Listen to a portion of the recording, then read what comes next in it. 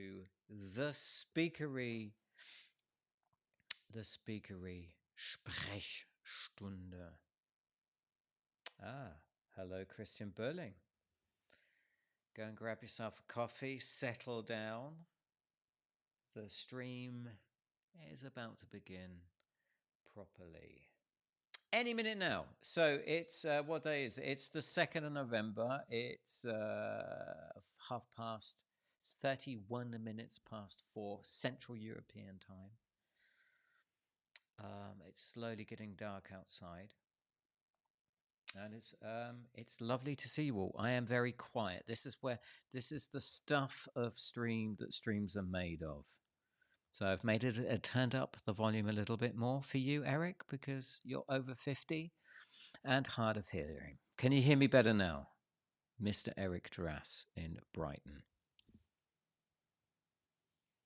Thumbs up, round of applause, some kind of indication that you can hear me would be lovely. Okay, so here's the plan, here's the deal, here's the idea. For the next hour, and I'm going to put the hour on the clock, there it is, up there. For the next hour, the channel is open.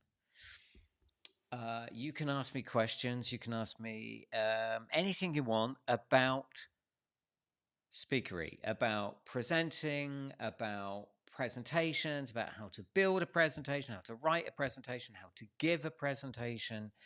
Any questions you may have around those things, I am here to answer them for you. And that's the idea of this stream.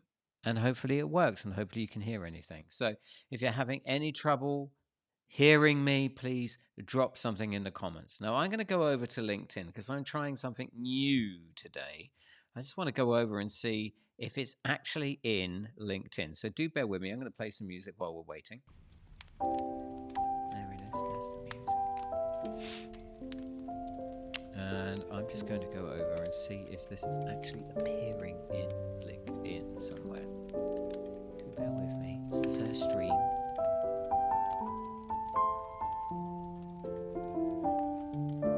Is it appearing in my stream? No, it's not. Oh, whatever, it doesn't matter. YouTube is where it's at for streaming video. That's the plan. So, slightly surprised that there's nobody in from the bar in this. Let me just have a look. The music is overpowering the voice. I've just turned the music down now. So hopefully that's fine. Hopefully that's good.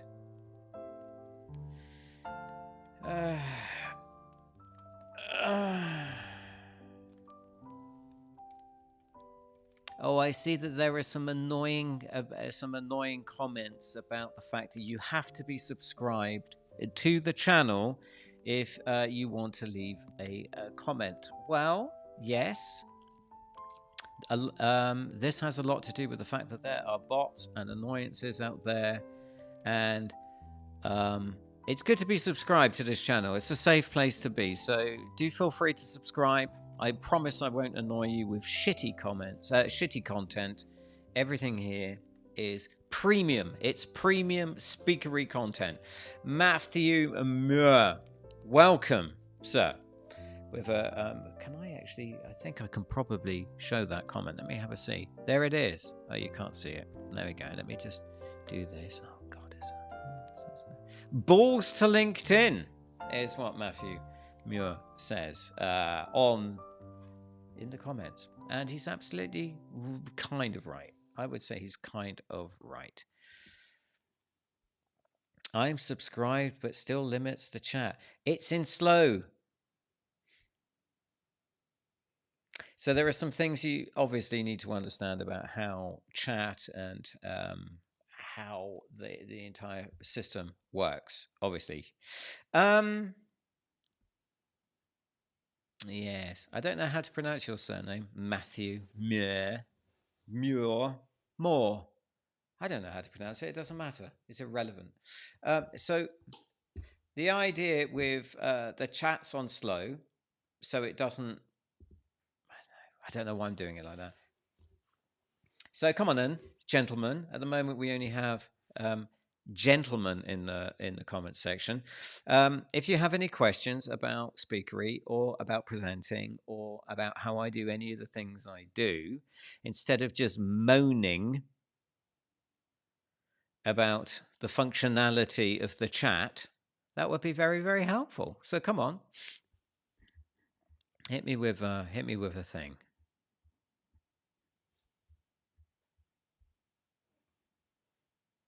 Hit me with a question.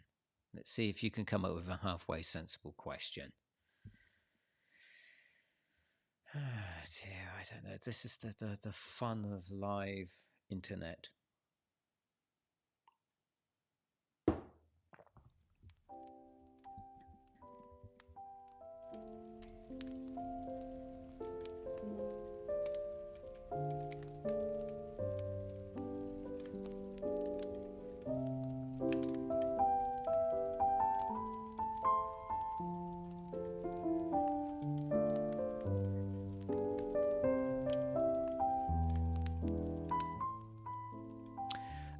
No, I didn't install LinkedIn Live, Christian.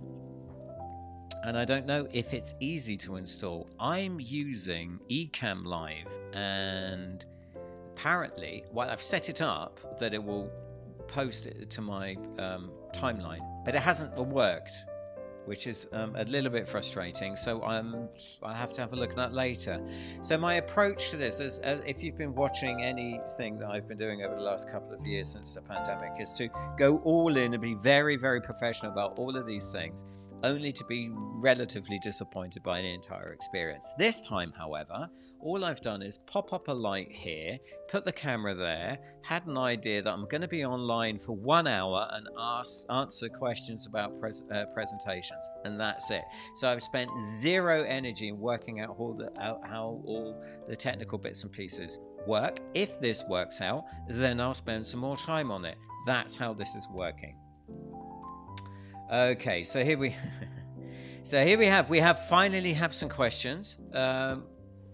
Some of them are actually quite sensible as well. So Matthew has asked, how do I stop practicing stuff, i.e. presentations, being fundamentally incredibly fucking dull? How do you stop them from being dull? That's a very difficult question to answer. Well, a great place to start is to not have a dull subject that you're talking about, which of course is very, very difficult if you've been tasked with talking about business performance, or you've been asked to give a presentation about artificial intelligence. Now, before Eric Drass gets all upset because he likes to talk about artificial intelligence, it kind of helps, even if you're talking about a dull subject, it kind of helps to be excellent at that dull subject, which Eric happens to be. So being excellent at something is a very good way of stop being dull with a subject. Practicing the subject, practicing the presentation in a way that's not dull, like trying to find out the interesting thing about the subject, is also very, very helpful. Takes a lot of work. There's no silver bullet for it. You really do have to practice, and you really do have to try very, very hard to find the one thing that's interesting about that subject. And then when you have that, you have to flip it on its head and work out why the audience should be interested in it in the first place. And that's where the hard work starts. So to stop a subject being dull, even if it is a dull subject, try and figure out why an audience should be interested in it and work on that. And if an audience, any audience, isn't going to be interested in the subject, then you shouldn't be giving the fucking presentation anyway. Not sure about the YouTube guidelines around swearing, but that's my answer to that question. So now Eric has asked, how do I get more speaking gigs?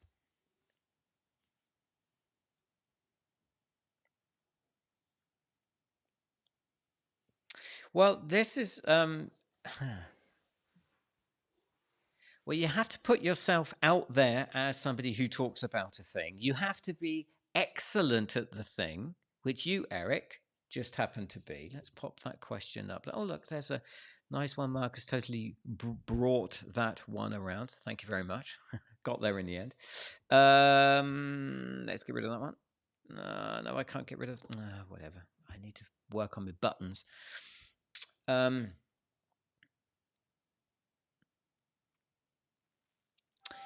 You have to set yourself up as a speaker. Nothing happens by chance, right? So if you're sat at home, and some people do tend to do this, if you're sat there thinking, oh, I'd really like to be a speaker, I'd really like to get more gigs, then you kind of have to tell people that you're there, that you want to speak about something, that it costs money, what it costs, and why they should book you. Now, a lot of people think that, oh, if I get a speaker agent, that's going to solve all of my problems. Now, most speaker agents, and I'm talking about pretty much all speaker agents, don't proactively go out there and try and get you gigs. That's not going to happen. What they do is sit there passively and hope that somebody will stumble upon you and book you. And if you look at speaker agents, they have thousands of speakers that they're touting out. And then they'll manage the whole process, hopefully, and manage the process of the travel and all the other bits and pieces. They may well do that for you, but a speaker agent won't proactively go out and get you a gig.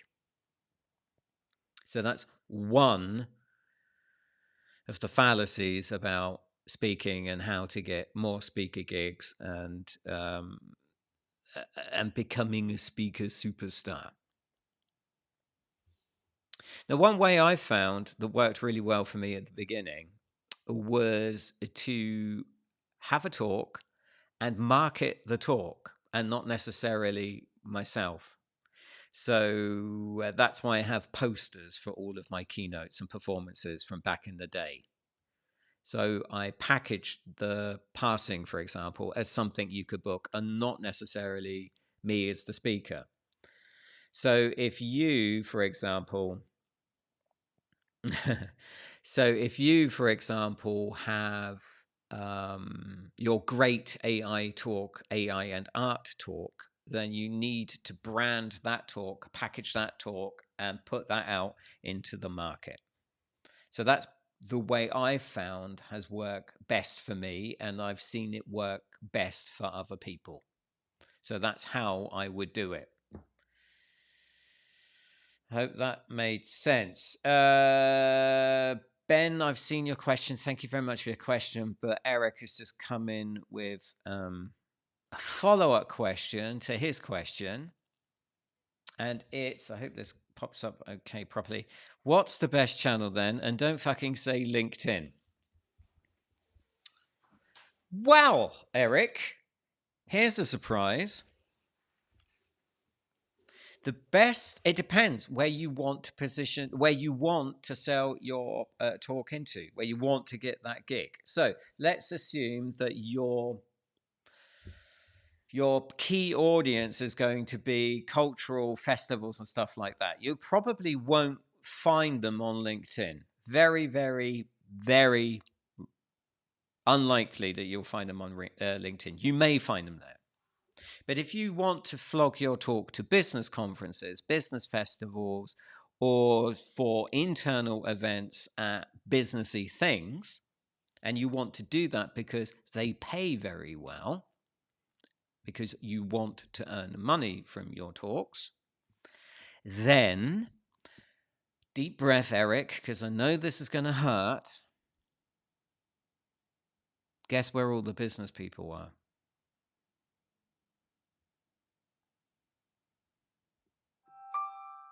They're all on LinkedIn.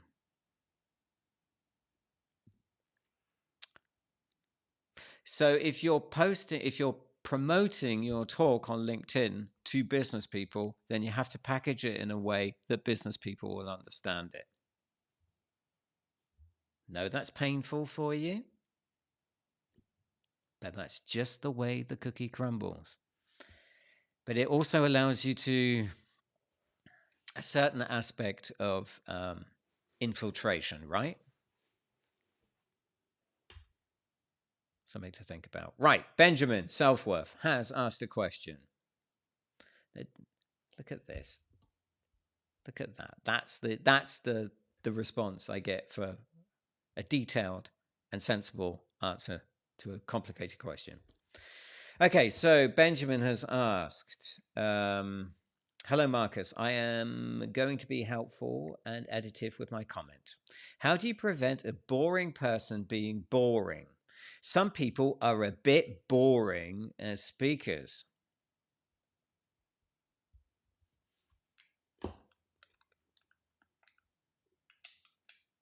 Some people are a bit boring as speakers. Well, I tend to think that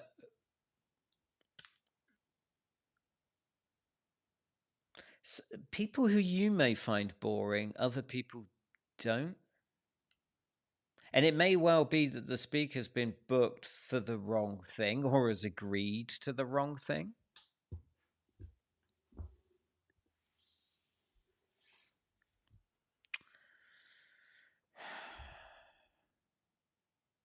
I've seen speakers that a lot of people in the audience found dull and boring, but I found fantastic. I'll tell you a story. Settle down, buckle up, because this one's quite interesting. So, this must have been around 2011, 2012, and it was in Hamburg, and it was at the OMR, Online Marketing Rockstars Festival. And it was at the time when this festival, this conference, was very small. So it was maybe about 300-400 people in the room. And they kicked off the event with Gary V. And he was ace, but he was all firecrackers and fireworks and F-bombs and fantastic, right? And everyone was like, oh, this is great. And he was saying all the things that people wanted to hear. It was ticking all the boxes, pressing all the buttons. It was all about leveraging and escalating and all the things that online marketing rock stars love to hear, right? And he was followed by a professor of economics from Harvard University. And that guy was fucking brilliant. But everybody thought he was boring, right? But for me, he wasn't, because he was talking about the science of how certain things work and the psychology of money and how economics really work. And it was really, really interesting. But it wasn't as exciting and as fireworks and as showy as Gary Vaynerchuk. So would I want to change that professor? I can't remember his name. He was that exciting. So would I want, as somebody as Speakery, as if he was standing on my conference stage setup that I have here in the studio, would I want to change that? And the answer is probably no. Because one of the key things that we work on here, or I work on here with the people who come to stand on that particular stage, is that, you just work with who you are, what you've got, embrace the authenticity of you. And because you will connect with some people at some times. You can never, ever connect with all of the audience all of the time. It's just not going to happen. So to answer your question, can you prevent a boring person being boring? I would challenge the very idea of boring in itself. Because one man's boring is another man's Gary Vaynerchuk.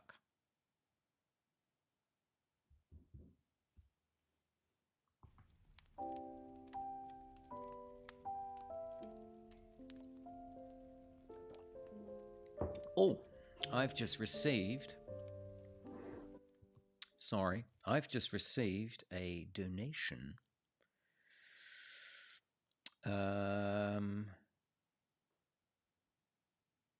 I've just received a €100 donation for my Movember thing from John Kieran. Thank you very much, John. That's much appreciated. Now, John Kieran has given, as you may have known, if you may have seen, when I masked what I think is the worst presentation I've ever seen, I reference my own personal TEDx presentation talk from 2012. On the same roster, the same speaker roster as that event, was John Kieran, who gave one of the funniest, one of the most interesting, one of the most fantastic TEDx's I think I've ever seen. In fact, I need to go and find that talk because he showed the audience his bum. Did a Mooney live on stage in front of 300 people in the Capitol in Offenbach. It's quite remarkable. So, €100. So let me have a quick look. Where are we on my Movember?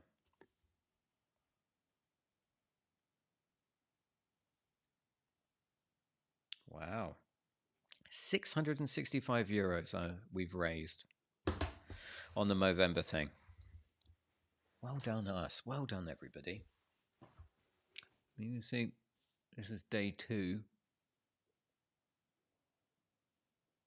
It's pathetic, isn't it? Eric loved the answer, and I got a kiss. We have a question.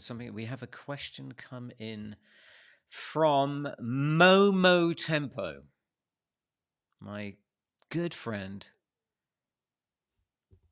fellow artist, Momo Tempo, the composer. Bums are the speaker's secret this whole time. No, obviously not. It was an appropriate Mooney, Momo Tempo. It was an appropriate Mooney. Came at a tactically sensible moment in John Kieran's talk.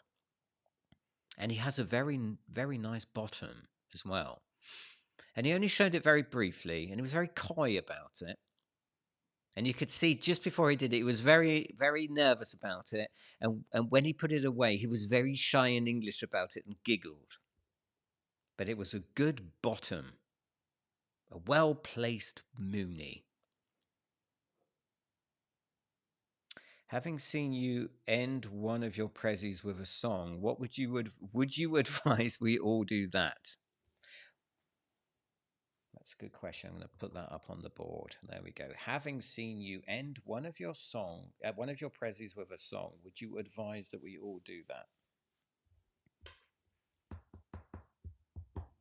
Well, I think if you asked Momo Tempo if we should end a presentation with a song, he would probably say yes. Yes, you should.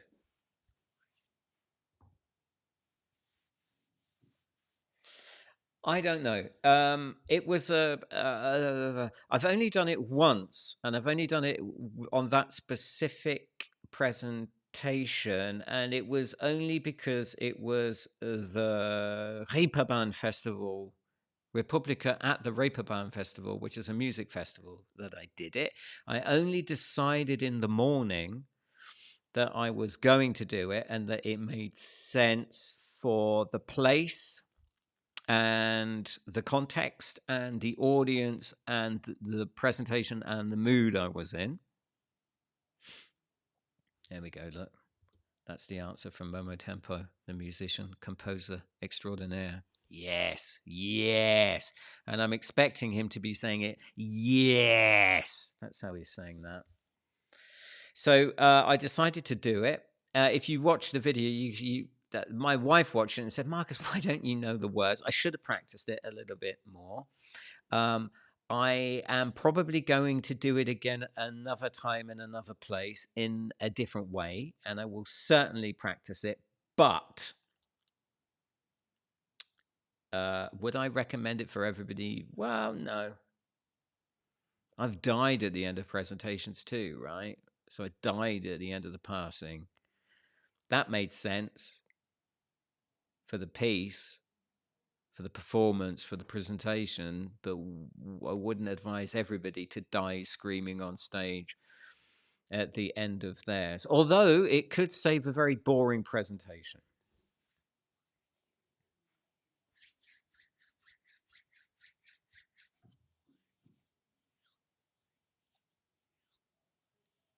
Okay, here we go. Do you have any advice for people who get nerves before stepping on stage? This is the number one question, and I'm suspecting if I continue doing these Speakery Sprechstunden, and I'm probably going to do them actually because I'm really enjoying this and I'm expecting it to grow over time. But this question will pop up every time we do this. Do you have any advice for people who get nerves before stepping on stage? I do, yeah. And it's called practice. So a lot of people, mainly men, do tend to go on stage and they haven't practiced. And when I say stage, I mean stand up in front of an audience. Now, that audience may be in a conference room. It may be at a company town hall. I've heard you're not allowed to call them all hands anymore. So I can't, roofs, I think they call them now or something.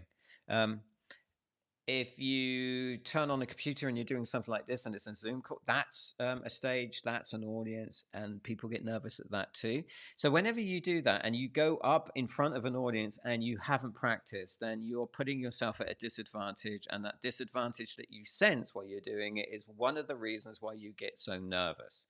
So a big thing of Speakery, one of the core ideas of Speakery is to reduce all of those elements that you could control, so that the one thing that you kind of can't control, that emotional nervousness bit, is as small as it possibly can be, right? So to practice your presentation, to have written it correctly, to have used this thing here, the canvas, right? So thinking about who the audience is and what the audience should be taking away from your presentation, thinking about the big questions and putting in stories and facts, both internal and external, and having a point to the presentation, knowing where the North Star is. So having all of that in place puts you in a much better position, right? And because you're better prepared, you're reducing the level of insecurity that you may have. So that's one way of doing it. The second way of doing it is to keep on doing it, to keep on keeping on, keep on presenting, keep on getting in front of as many audiences as you can, right? And this is also another way, Eric, of getting more gigs. So every time you do it, you're getting better at it. Every time you do it, you're toughening up your presentation skills, you're toughening up your ego, you're toughening up all the things that may make you feel fragile.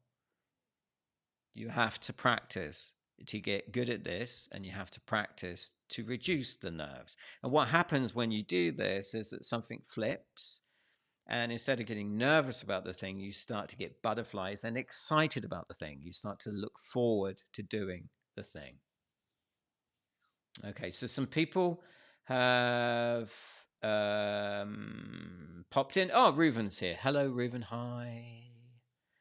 Kai Fisher is here. Afternoon. Hello, mate. Eric has come in with a question, but John has popped in with a school of thought. So let's pop this one up. Here we go. There is one school of thought that would propose the slideless, scriptless talk as the highest form of the art. Where do I stand on this?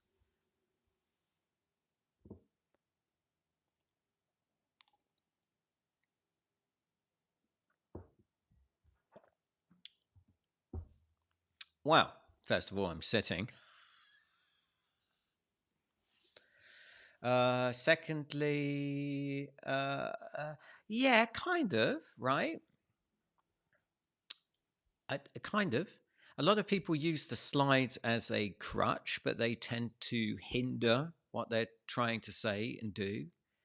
People like to hide behind the slides, hope that the slides distract the audience from them, particularly introverts, shy people like to do that. There's something very naked, right, about standing on the red dot in front of an audience with nothing behind them, just a spotlight on them, and telling a story with a beginning, a middle, and an end. But there is also a skill to using slides properly, or to build a story that has audio, that has visuals, and a live performer in front of it. So as you notice, when I talk about people who present, I'm talking about performers because I think it's a performance, but that's just the language that I would use around this. So I don't think it's the highest form of the art. It's just another. It's another way of doing it, which has its pros, its cons. There are reasons to do it. There are reasons why it's easier to do it like that, and there are reasons why it's harder. So there's no escape, right? When it's you just standing there without the distraction of slides and bullet points and pretty pictures and maybe a brand film or an advert that you can show. There's something very, very frightening about having 1,000 people stare at you.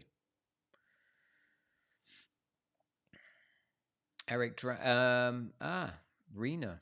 Hello, Rena. Nice line. It is, isn't it? I mean, if you have any color requests for the background, please drop a comment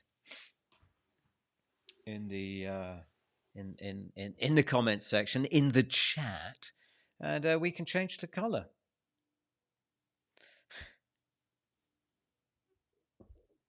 Mate, seriously.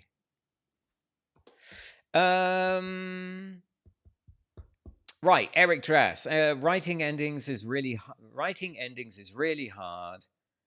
Do you have any tips?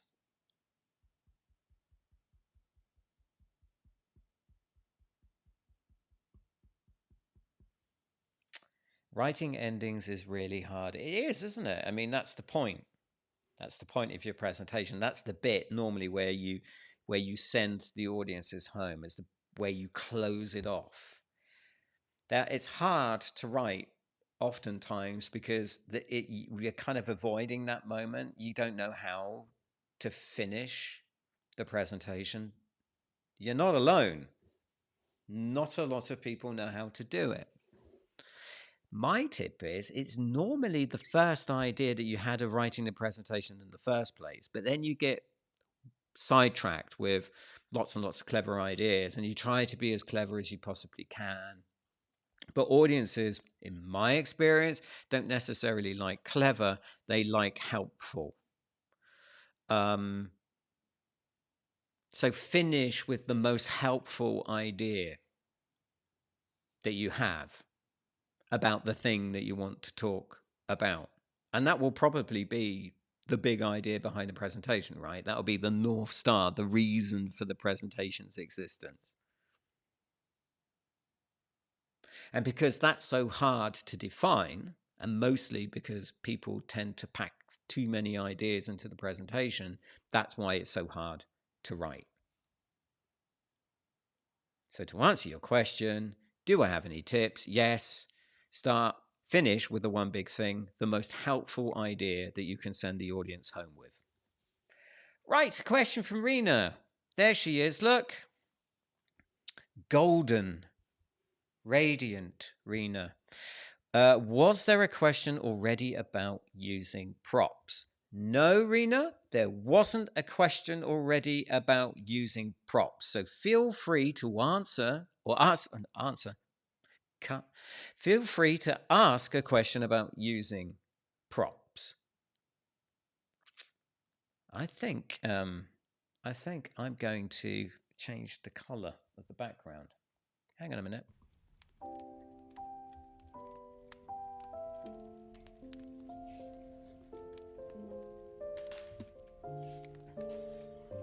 So just change the color.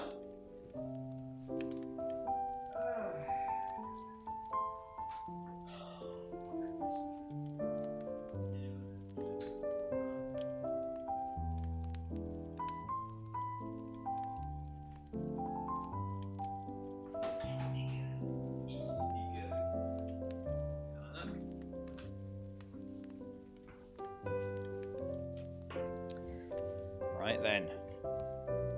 There we go. Oh, look at that. Look at that. Let's turn the music off. Look at that. That's all indigo-y, isn't it? This is the studio, by the way. Look, there it is. Isn't that nice? That's the chill out room over there. Over there. Toilets are there. My proper officey studio is just there. That's the server room. And the stage is over there. All right, so welcome back. We've got 24 minutes and 16 seconds to go. So use props or okay, here we go. Look, use props or indeed any member of the local rugby team who will come along. So as you see, this is why I haven't talked to John for a long time. It's not because I don't like him. I love John. It's just the jokes, right? The jokes are just... It's just the jokes. Right, so what do you have any... What's the question about props, right? Do you have any questions about props, or is there... Oh, Kai Fisher, here we go. Where's the alk-free beer? Where's the alk-free beer?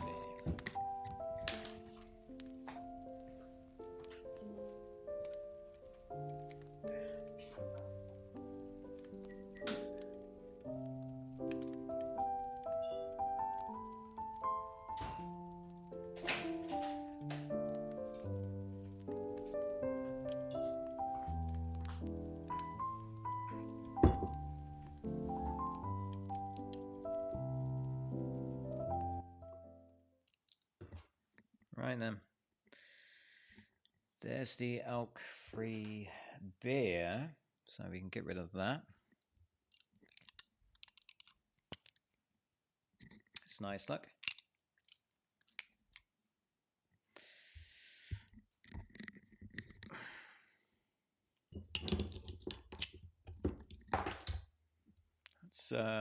It's not sponsored. Bought with my own money. This is a Lambsbräu alcohol-free beer, which is great.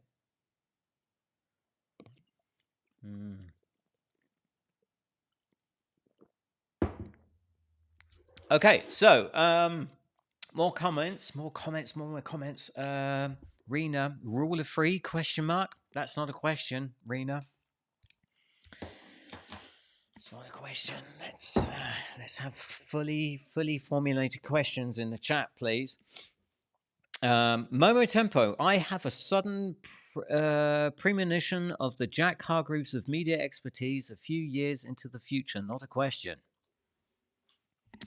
Now then, as you know, I'm a big fan of Jack Hargreaves, Mr. T Momo Tempo, and I like that idea very, very much. Very, very much. Okay, so Rena has asked I think she's asked a question. Also, what to wear?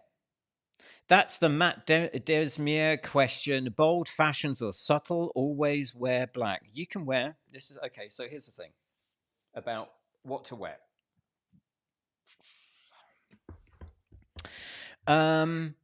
If you're on camera, wear nice blocked things.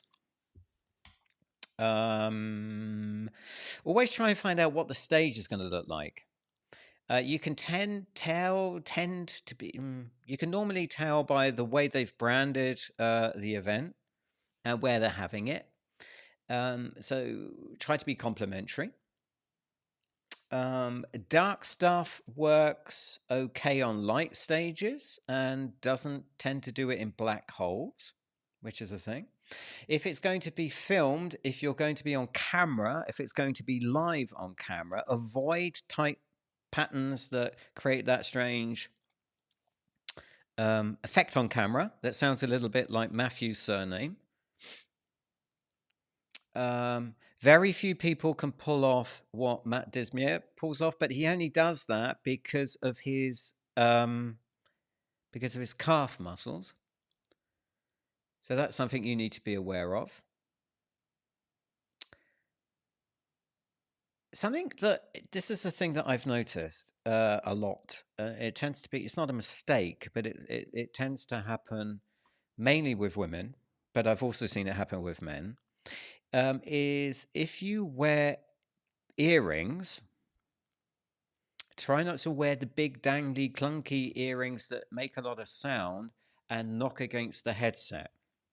It will drive the audio human completely insane, and anybody who's going to be watching your video, watching a recording of your talk on YouTube or whatever, when they publish it, will hate you, and the audience will hate you because all they can hear is that every time you shake your head. Now, disclaimer, that I've also seen that happen with people who identify as men who wear those kinds of earrings. So do try to avoid that. Also, wear clothes that you can attach the microphone packs to. Super important. Sometimes we forget when we're wearing our kilts and our dresses. So that's the dress thing. So it is actually something that you do have to think about, and a lot of people forget.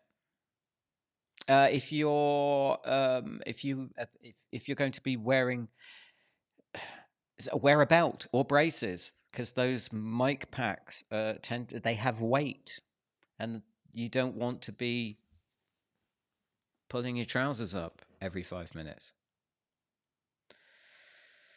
Okay. Look, Sebastian. Kyle is here. Hello, Sebastian. Good afternoon. I hope you're well. It's good to see you. So, when do you know you have something to say? Not quite sure I understand that question. When do you know you have something to say? I'm not sure I understand your question, Sebastian. I think you may have to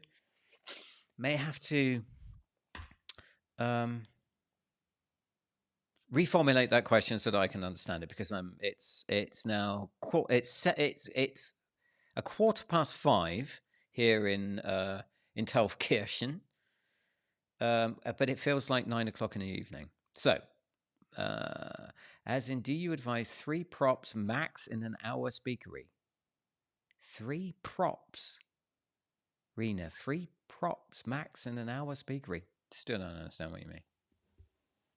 3 props. If you're asking if you should use props,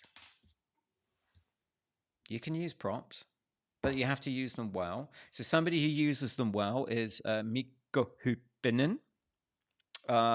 He has a floppy disk which he pulls out at exactly the right moment in his talk. I think he does it in his TED Global talk, but I've seen him do it a number of occasions, where he just whips out a floppy disk and says, on this disk was the first piece of malware that was ever published. So props are great. Props can be good. Props can need to be simple. Props need to make sense. They need to fit to the context of the presentation. Very, very important. So yes, I keep it simple and don't use too many. Or if you use if you want to use many, use lots and lots and lots. Right? Which I've never seen. I'd like to see lots and lots and lots of props.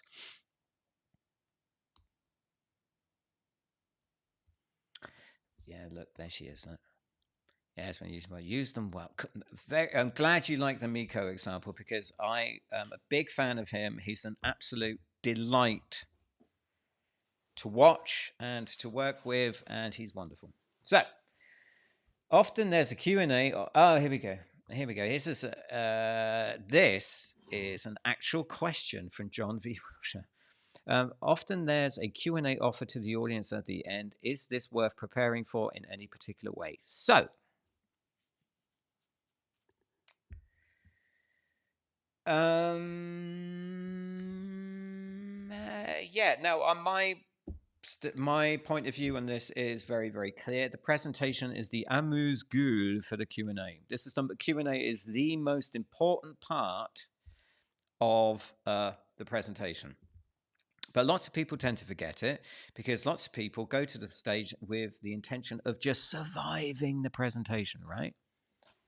So you can watch somebody on stage and they've been given 25 minutes to talk and they get to the end of the talk and all of the tension, all of their poise, everything just kind of, it just leaves their body like the spirit when they say thank you. And all they want to do then is to get off of the stage. But then the stage host comes and says, yes, do we have any questions from the audience? I have one. Before we're, what was the, and you can see the panic in the eyes of the person who's just presented, right? So here are my rules and my tips around Q&A. So you've been given 25 minutes to speak, aim for 20.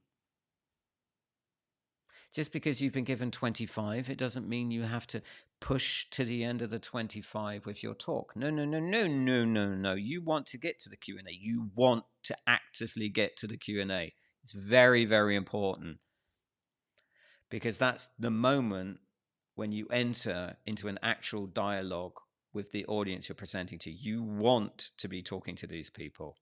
That's something we tend to forget as presenters because our focus is on surviving. No. You want to have a conversation with the people you're presenting to. So shorten your talk to give yourself more time for the Q&A.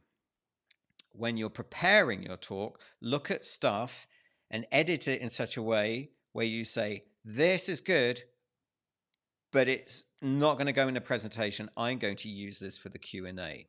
So you prepare for your Q&A in pretty much the same way as you would prepare for a panel. And the way you prepare for a panel is exactly the same way that you would prepare for working with media or talking to a journalist. So you go in to your Q&A with a game plan, your set pieces, your bridging techniques all neatly in place, and you smash your 5 to 10 minute Q&A with the audience. That's how I help people prepare for the Q&A. So the Q&A is super, super important. Rena, I have an idea of introducing elephants in the room, hence ideas of elephant props, not actual. Thanks for that, Rena. Although elephants on the stage...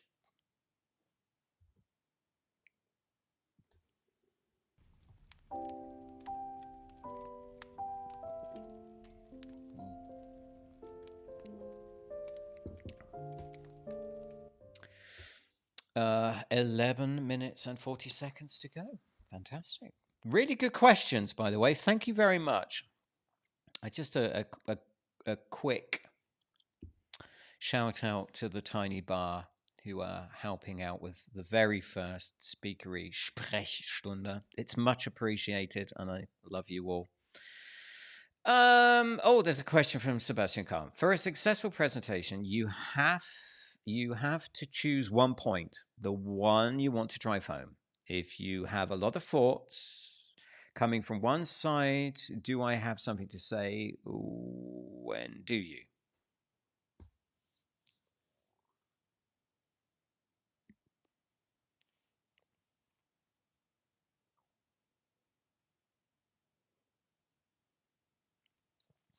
I'm still not quite sure I understand what you're talking about here. Okay, so Sebastian, I think I'm okay. So this is the thing. So you're a very clever person, and you have lots and lots to say. Many ideas. Many ideas. So let's take the example of Eric, who's in the chat. Say hello to Eric. Eric meets Sebastian. Sebastian meets Eric. And Eric likes to talk about art and technology and AI, and he has loads and loads and loads of things that he could talk about these particular things. But he's only got 20 minutes to talk about it, right? So he's decided to talk about one thing, and it's the thing that he can talk about. Only he can talk about something that's relevant to him, but also relevant to the people in the audience. And that's when he decides to speak about that thing. Now, we all know that there are a lot of people running around at the moment talking about AI, and they probably shouldn't be doing it. Right? Can I get a hallelujah? Can I get a like on the stream? Right?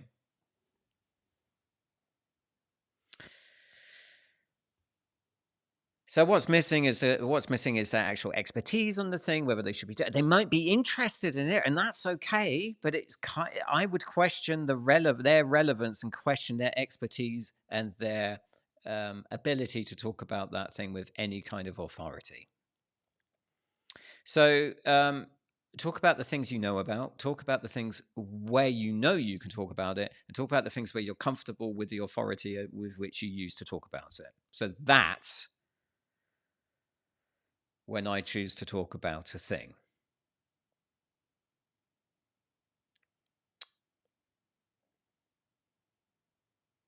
Right. Here's another thing. I like this question. This is a good question, Eric. So Eric has the question. How do you handle fellow panel members who are idiots?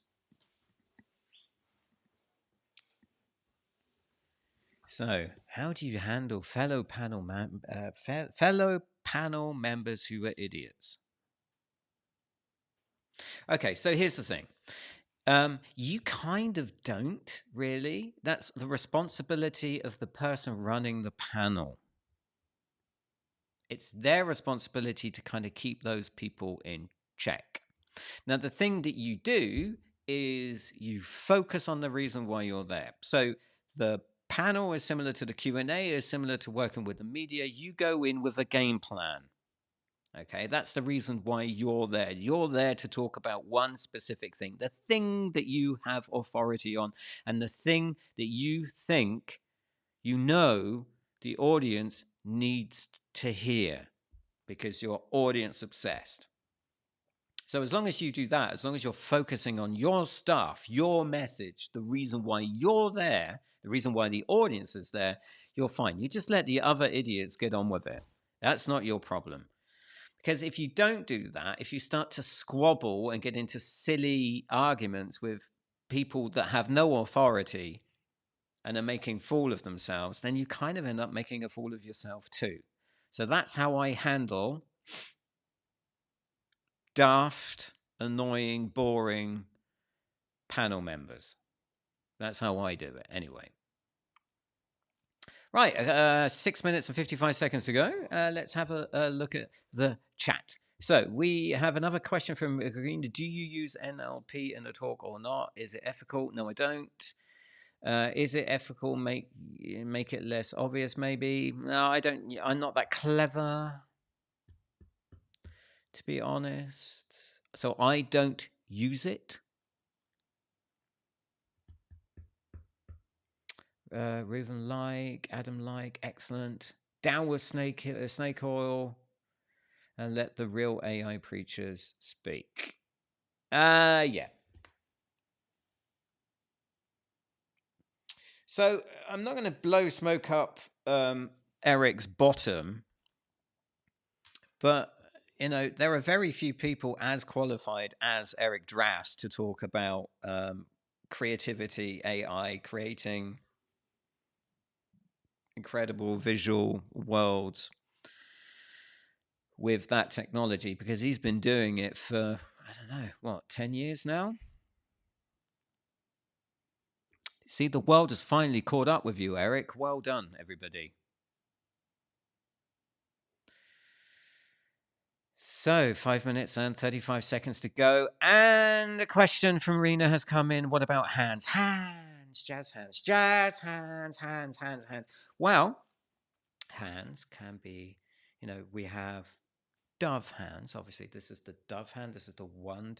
There it is. This is the one-handed dove hand. This is the cat's cradle. You have the squeezy, thumby, pointy thing.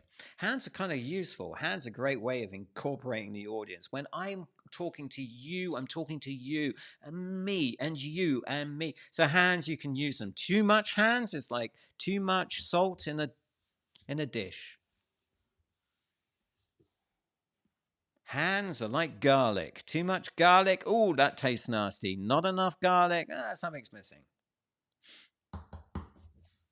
So you can use hands. Hands are great. Physicality is good, right? So if you look at Steve Jobs, so Steve Jobs does some stuff. Steve Jobs has had the Steve Jobs walk, which he timed perfectly. And while he was walking, he was doing that Steve Jobs thing with his, and then he kind of came out of the moment and said, "Oh, look, there's one more thing." So physicality, hands are very, very helpful and important. Apparently, I've answered Sebastian's question. Thank you very much. Hooray! I do have a sound effect for that, but I don't know where. Oh, is it here? Yeah, there it is. Do you think the videoification of everything has changed your approach to presenting, and if so, how? Absolutely, definitely. I write and think and build the presentations differently. I present them differently. I present them as jump cuts. That's how I think about presenting now. And the biggest change is the fact that when you do a live performance, a live presentation, particularly at business conferences, at festivals, it's going to be recorded. And even if there's nobody in the room, because these festivals tend to be large now, and you maybe only get 20, 30 people in the room, then I do a talk for the cameras. So I actually practice here in the studio with cameras set up to see how it looks. So that's how I do that. So yes, it has changed my approach. What I do is I also record myself doing the talk. I then edit the talk as if it was a YouTube video, and then go back to the original presentation and re-edit the presentation to make it look more like an edited YouTube film. So it has a better flow. It's more interesting, more engaging, more active, brings the people in. So that's something that's definitely happened with my own practice. So what have we got here? Eric has said, I'm a big fan of the long callback within a talk. It's worth making the effort with this sort of thing, or am I merely amusing myself? You can do that. Of course you can. Yeah, bookends. People hate loose ends. People like being reminded of great little nuggets of ideas that they heard earlier on. It's an old technique and it works perfectly. And if you can pull it off, then pull it off, Eric, my friend. I can't believe how far Eric's Matt Muir AI character has come along. I remember when it was just a text written chatbot you could get in an email. Yes. I can remember that too. And now it's just a spectacular work of art. So big round of applause for Eric.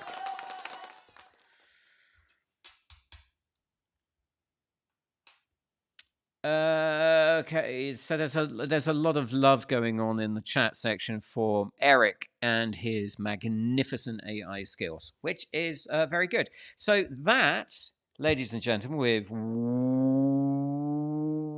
1 minute to go, is the end of the very first Speakery French. Speakery Sprechstunde. Thank you all so very much for coming in and asking those questions and being helpful. You've all been absolutely lovely. And it was wonderful to see you here. I'm going to kind of sign out with some piano music. It's probably too loud. Hang on, I'll turn it down a little bit. There we go. There we are. Thank you very much for tuning in. You've all been absolutely delightful.